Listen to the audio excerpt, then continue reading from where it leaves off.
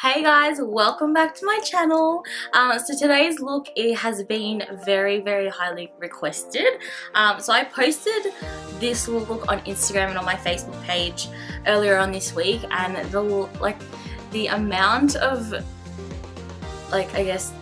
recognition that it got, it was crazy. A lot of people loved it and wanted to see a tutorial on it, so I thought maybe why not do a tutorial on it. So if you want to see how I got this look, please keep watching. So first up, all we're going to do is just take some sticky tape and just remove some of the stickiness on the back of your hand, and we're going to place that from our bottom lash line, just going up. So just like that. And that's going to help create that nice definition that we want there from our eyeshadow and our wings of liner eventually. So as you can see, I'm starting off with no foundation, no base on. I found that with this look there was a lot of fallout, so I'm going to be doing that after, and we're going to be doing the eyes first. We've got our sticky tape on our eyes. I know it does look a bit funny right now, but you want to try and get them as even as possible and going up in the same angle. So I'm just taking the Rimmel Wake Me Up concealer in Classic Beige, and that's what I'm going to be using to prime my eyelids. I'm just going to blend that out with my finger, and you can even take this right up to your brow.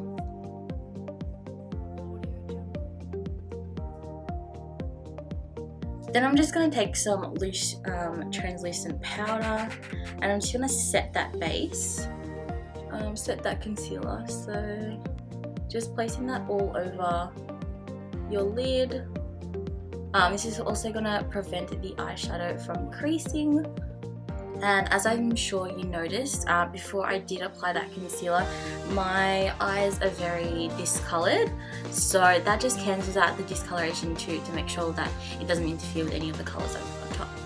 So today I'm going to be first starting off with my Morphe 35C palette, and I'm going to be going in with this shade right here. So it's just like a really nice transition colour, and I'm just going to take that on a nice fluffy blending brush and just take a little bit of that, tap off the excess, and then this is going to be our transition colour. So I'm just going to start working that into the crease, and all the way from the edge to the inner corner. And you can also bring that up a little bit too. This is one of the brushes that I got in my Miss A order. I'll leave the link to that video, to that haul video in the description. But I've used these a couple of times now, the AOA Studio brushes, and they work really well. I was really happy with them. The bristles are really nice, and yeah, they work just like any other brushes would.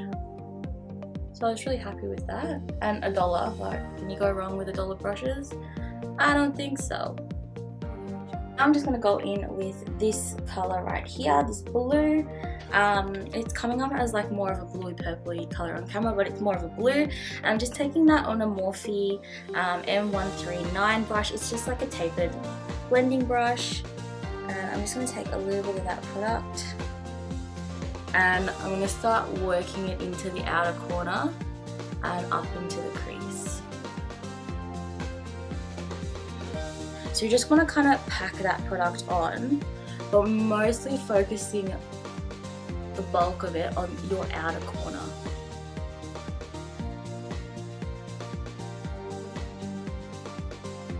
And you can even bring it down to the lash line, like creating a small V, and just bringing whatever you've got left just up into closer to the inner corner. So it's better to start with less product, as you can always build it up. But if you start with a lot of product, it's really hard to get rid of. So definitely that's something that I learned a lot. A lot of mistakes that I made when I was doing shadow looks when I first started doing makeup. I used to add heaps and heaps of product, thinking that, you know, I could blend it out and that's how people got their looks, but really that's really not the case. It's really hard to take off, and after, especially if you've already got your foundation base on or anything like that. Like, you know, you don't want to mess that up. So definitely start off with a little bit of product and definitely build up. I'm going to go back in with that transition shade, that taupey kind of colour, and I'm just going to kind of diffuse the top of where we've applied our blue, just so it doesn't look so harsh. So you just want to try and make them as even as possible. I'm just going back in with that blue shade again on that Morphe tapered blending brush, and I'm just going to darken my outer corners a little bit. So I'm just swapping back and forth with those two shades and the two brushes, just because I want to make it as seamless as possible. So now I'm going in with a black shade from the 35C palette on that same Morphe tapered blending brush, and I'm just going to take it on the tip of my brush and just slowly tap off the excess. And this is where I'm really careful, because black eyeshadow and my eyes just don't mix for some reason. And I just want to take that and kind of like pack it on the corners of, I guess, where like my wing would go. So this is where we start to create the smokiness and the darker outer corners.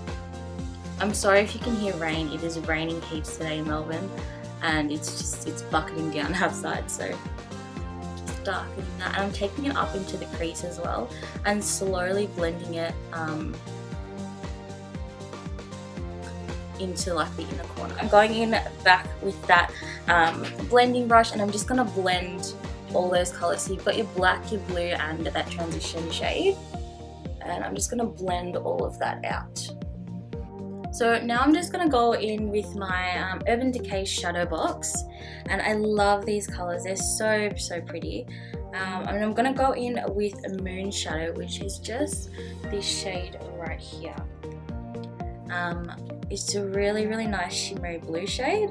So I'm just taking that on a, it's actually, this brush is from Moonshadow as well. It's one of the tapered brushes. So I'm just taking it on that brush, and I'm just going to apply that all over my lid.